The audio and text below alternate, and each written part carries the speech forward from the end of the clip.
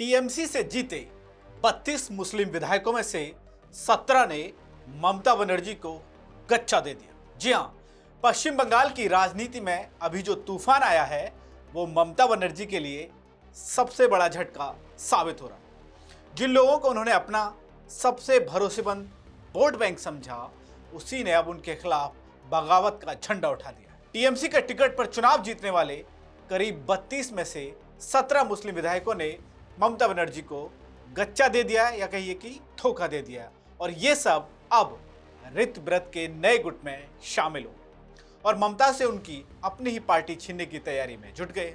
वहीं इसके बाद सोशल मीडिया पर लोग कह रहे हैं कि अल्लाह के नाम पर शपथ लेना और लगातार मुस्लिम तुष्टिकरण की राजनीति करना भी ममता बनर्जी के लिए कुछ काम नहीं आया। वहीं कुछ रिपोर्टों में यह भी बताया गया है कि पिछले मंत्रिमंडल में रहे 4 अल्पसंख्यक मंत्री भी इस आंदोलनकारी गुट के साथ हैं। इनमें जावेद खान, सबीना यास्मीन, गुलाम रब्बानी और अखिर उज़्मा शामिल हैं।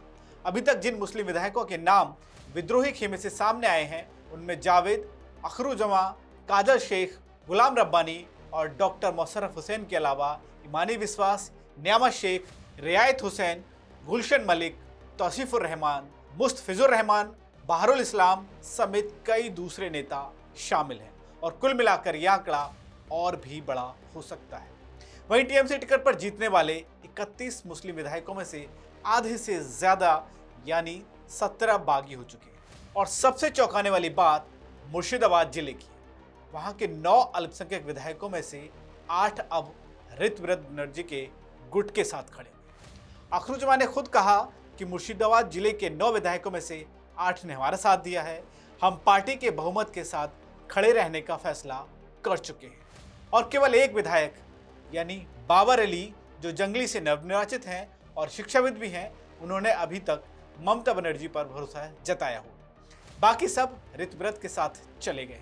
इतना ही नहीं, रघुनाथगंज के विधायक अखिर उज़्मा को इस पूरे विद्रोह का सूत्रधार माना जा रहा है। 2018 में ये कांग्रेस छोड़कर टीएमसी में आए थे। उस वक्त शुवेंदु अधिकारी मुर्शिदाबाद के पर्यवेक्षक थे। अब ये ऋत बनर्जी के साथ आ गए हैं। वहीं जिले के दूसरे विधायक भी इनके साथ हैं। शमशेरगंज के नूर आलम, सूती के ईमानी विश्वास, लाल गोला के अब्दुल अजीज, भगवान गोला के रितात हुसैन, हरिहरपारा के न्यामत शेख और भरतपुर के मुस्तफिजुर रहमान और कई नेताओं के नाम इसमें शुमार हैं। वैसे याद कीजिए साल 2021 के विधानसभा चुनाव में टीएमसी ने मुर्शिदाबाद की 22 में से 20 सीट जीती थी। उस वक्त अभिषेक बनर्जी या ममता बनर्जी कोलकाता में बैठक बुलाते थे, तो मुर्शिदाबाद के विधायक एक दिन पहले ही होटल बुक करके पहुंच जाते थे ताकि पहली पंक्ति में ना बैठना पड़े। लेकिन इस बार सब कुछ बदल गया। पिछले रविवार को ममता बनर्जी के घर पर हुई टीएमसी विधायक दल की बैठक में ये सारे विद्रोही विधायक नजर ही नहीं आए। 2011 से लगातार मुस्लिम वोटर बड़ी संख्या में टीएमसी को वोट देते आ रहे थे। ममता को पूरा यकीन था कि ये उनका स्थायी वोट बैंक है जो कभी नहीं छूटेगा। लेकिन इस बार के चुनाव के बाद तस्वीर पूरी तरह पलट गई है। और सबसे हैरान करने वाली बात यह है कि तृणमूल भवन यानी पार्टी का कोलकाता स्थित मुख्यालय जावेद अहमद खान की दी हुई जमीन पर बना था और भवानीपुर में भी ममता काफी हद तक उन पर भरोसा करती रही। लेकिन अब जावेद अहमद खान ने सार्वजनिक रूप से ममता से दूरी बना ली है। उन्होंने पार्टी में आंतरिक लोकतंत्र की कमी का आरोप लगाया और ऋत बनर्जी के साथ खड़े होकर कहा कि देखते हैं कि आने वाले दिनों में ममता बनर्जी के साथ कितने लोग रह जाते हैं। दोस्तों, बुधवार को विधानसभा में ऋत बनर्जी के साथ उनके समर्थन में कई लोगों ने समर्थन पत्र दिया और समर्थन पत्र देने वाले में रघुनाथगंज के अखिर उज़्मा खान भी शामिल थे, जिन्हें अब इस गुट ने चीफ व्हिप यानी मुख्य सचेतक नियुक्त किया है। इनके अलावा सूती के ईमानी विश्वास, हरिपाड़ा के न्यामा शेख और चोपड़ा के हमीदुल रहमान और पूर्व मंत्री गुलाम रब्बानी भी शामिल हैं। अभी ममता बनर्जी के साथ बचे मुस्लिम विधायकों की संख्या सिर्फ 13-14 बताई जा रही है। इनमें मालतीपुर के अब्दुल रहीम वाक्शी, इटाहार के मुशर्रफ हुसैन और हरिश्चंदपुर के मतियुर रहमान जैसे नाम शामिल हैं।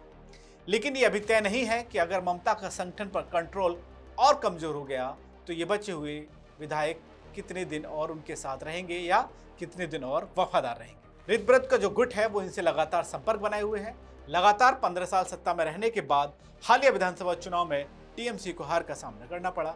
उसके बाद से ममता बनर्जी अपने राजनीतिक जीवन की सबसे बड़ी चुनौती से जूझ रही है। पार्टी में तेजी से बढ़ती बगावत, इस्तीफों का सिलसिला और अब मुस्लिम विधायकों का इस कदर टूट जाना राजनीतिक गलियारों में एक ही सवाल शोर कर रहा है, घूम रहा है कि क्या तृणमूल कांग्रेस टूट जाएगी। और सबसे बड़ा सवाल ये कि क्या टीएमसी को एकजुट रखने का एकमात्र जरिया सत्ता ही थी। खैर, अभी भी खेल बाकी है, लेकिन बंगाल की हवा साफ तौर पर बदल चुकी है। तो इस खबर पर क्या है आपकी राय, हमें कमेंट बॉक्स में जरूर बताएं। बाकी तमाम खबरों के लिए आप जुड़े रहिए राष्ट्रवाणी के साथ।